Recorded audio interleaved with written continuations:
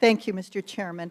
I, too, want to thank you, gentlemen, for this long day, and for the families. I offer my most sincere condolences from my constituents. They think about you all the time. First question, Mr. Nordstrom.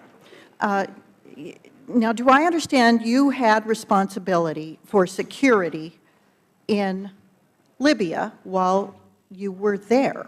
That's correct. And then you left in July, is that correct? That's correct. Now, before you left, did you make security recommendations to Washington, D.C.? No, we do a turnover report, but that's not really a place where we put recommendations. It's more laying out the situation, the crime, the political situation, and a lot of that reporting I had done previously with Washington. And so they had recommendations from you or not? It's my understanding, yes. They had wanted a transition plan specifically on how we were going to transition from the SST and the DS agents to our local bodyguards. That was submitted to them February 15th. And do you know, were those, was that implementation plan accepted? Was it implemented? I never really got any feedback from Washington. That was one of the things that surprised me even when I left post. I was never contacted by DS leadership or management from the date I left on the 26th to this date. The only time I had any interaction was preparing before the October hearings, but they've never contacted me to ask me on thoughts about Libya, suggestions, anything like that. Mr. Hicks, do you know whether security recommendations were implemented? Were there security recommendations that were implemented? John Martinek, the RRSO, came on board, and he was following up on many of the things that Eric was working on before to strengthen our security posture in Libya. After the attacks, John and I worked on a list of physical security improvements that had to be made in Tripoli in order for us to remain there.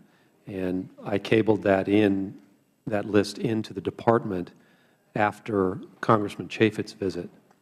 And I learned later that that cable was not well received by Washington leadership. To the ARB's credit, when they saw that cable, they sent it to Undersecretary Kennedy and insisted that every recommendation in that cable be implemented. Thank you. I want to switch gears a little bit. Mr. Hicks, are you aware of any efforts by department officials to limit department witnesses' access to information about the attack prior to their testimony before Congress? I have never seen the classified ARB report. So the answer is, in my respect, yes. Mr. Nordstrom, do you know whether the State Department consciously sought to limit your awareness of certain information prior to your testimony before this committee? I'm not aware of that. Let me ask you this. Mr. Nordstrom,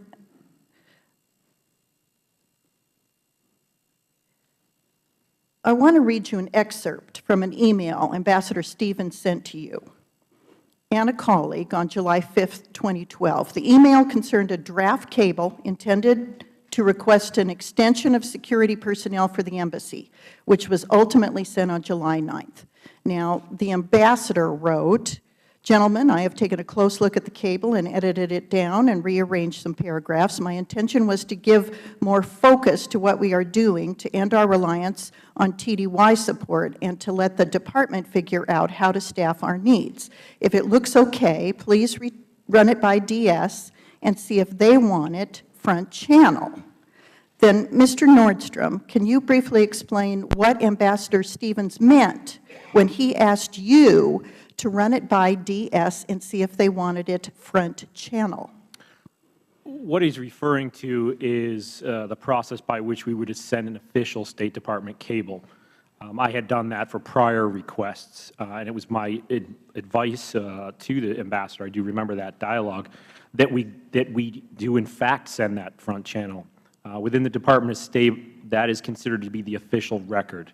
If I sent something by email or informally discussed it by telephone, it's still valuable, but unless it's on that cable, it's not official.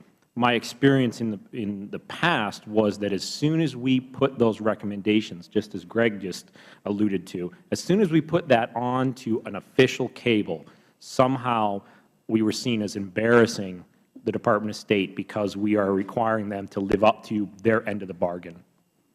I thank the gentlelady. We now go to the